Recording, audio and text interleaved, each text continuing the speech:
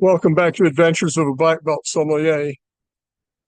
Back in my time in the early 90s as the sommelier at the Wild Boar restaurant in Nashville, which was a truly extraordinary restaurant with great chef, great pastry chef, great maitre d', and me as the weak link in the management team.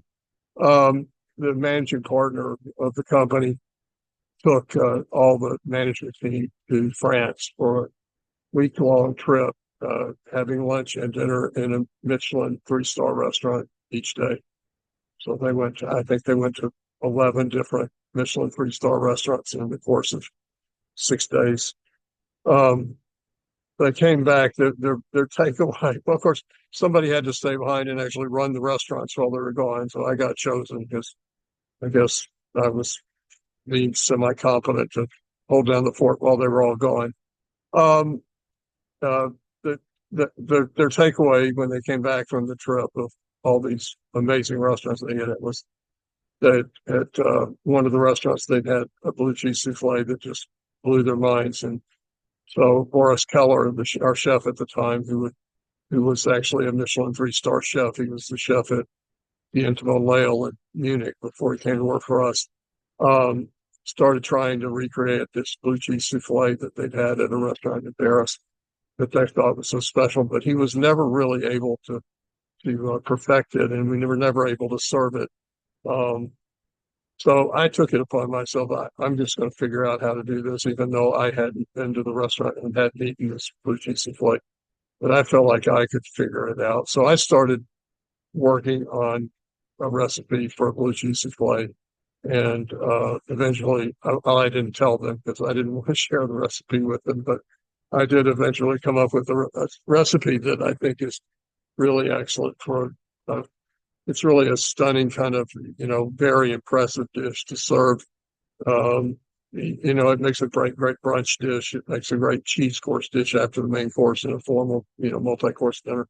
Um, and I generally serve it with a little light, like tossed a little green salad, simple, best in the greens topped in a light vinaigrette. Um, and when it comes out of the oven, it's very impressive. But it's also very delicious. So anyway, this is my recipe for a blue cheese souffle. And don't be intimidated. It works every time, and it's not all that complicated. You just have to follow the directions. Now, there are a lot of ingredients, a lot of steps, so I'm going to have to read this. But so bear with me if I look down to read this to you. But the ingredients are 3 tablespoons of unsalted butter, plus a little extra to grease the souffle dish. It is important that the butter be unsalted. A quarter cup of finely grated Parmesan Reggiano, um, and some extra for sprinkle around the inside of the souffle dish. 3 tablespoons of all-purpose flour, 1 cup of scalded milk. Scalded milk is just milk that has been heated to the point that it's just going to boil but doesn't boil. So that's an important step. It needs to be like just below boiling. Um, a little kosher salt and freshly ground black pepper, a pinch of cayenne, a pinch of nutmeg, and then 4 extra large egg yolks at room temperature. It is very important they be at room temperature. 3 ounces of good blue cheese. I usually use Roquefort, but you can use Gorgonzola or whatever your favorite blue cheese is. I like Roquefort.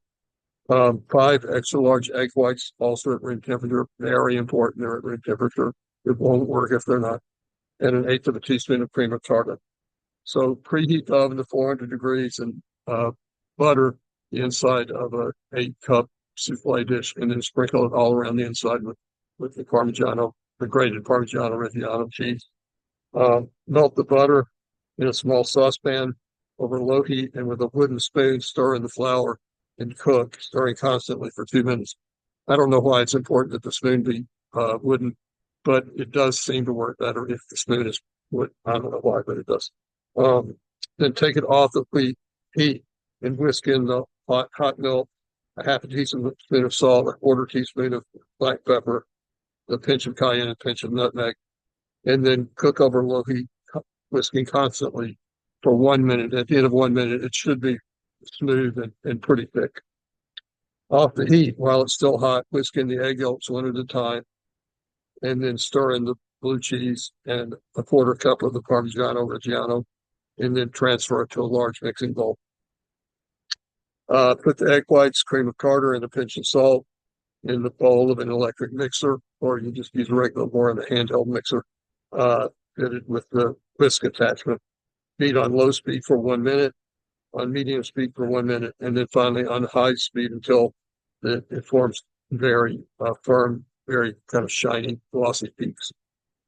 It'll be obvious when you're at that stage.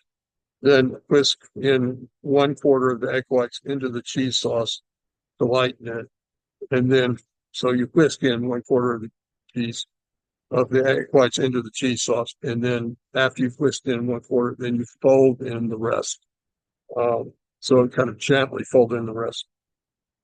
You really don't even want it to get all that completely homogeneous. You want it to, if there's a little, variation in it, that's fine. You don't want to stir it up so much that you lose the souffle effect when you bake it. Pour everything into the souffle dish that you've prepped with the butter and the Parmigiano Reggiano, and then smooth the top and with a wooden toothpick. I'm sorry. Draw a large circle in the top so that when it rises, it'll rise evenly. And then put it in the middle of the oven and turn the temperature down to 375 degrees. And then bake it for 30 minutes. Do not open the oven during that 30 minutes. Please don't open the oven during that 30 minutes. And then you might need another 5 minutes depending on your oven temperature, your oven insulation, all that. It varies from oven to oven, but if it should be puffed up and golden brown on top, like a really beautiful golden brown color on top. If it's not, after 30 minutes, just close the oven door and leave it in for another 5 minutes, and it should be just perfect. And then you bring it out and put it on the table in front of your friends, guests, your loved ones, your family. Serve them on just give everybody a little salad on a plate, and then spoon the souffle on the plate with the salad, and you will look like a Michelin 3-star chef. Everybody will just ooh and ah, wow, ooh ah, ooh ah. They will be kazooed by your prowess in the kitchen. But I know that there's a lot of ingredients, a lot of steps, but it's actually it's no fail. It'll if you follow the directions, it'll turn out perfectly. It'll be beautiful, and it'll be really delicious, and it'll be really impressive. Thanks for tuning in for Adventures of a Black Belt Sommelier. Not exactly sure how my role as a sommelier means that I share recipes for blue cheese souffles, but I have the recipes. I've developed some of them over the years for the other things like creme brulee and fried short ribs and risotto and the other recipes I've shared. So, and a lot of them, I've worked with a lot of really, really great chefs in my career. So some things I've just learned from hanging around the kitchen with guys like Thomas Keller, Boris Keller, Bob Wagner, Dean Fearing, Charlie Paladin, Mario Batali, and on and on and on, chefs that I've worked with on and off over the years. If you pay attention, if you hang out in the kitchen with great chefs and pay attention, you'll learn a lot of tricks. Thanks for tuning in for Adventures of Black Belt Sommelier. We really appreciate your attention and time and interest and support.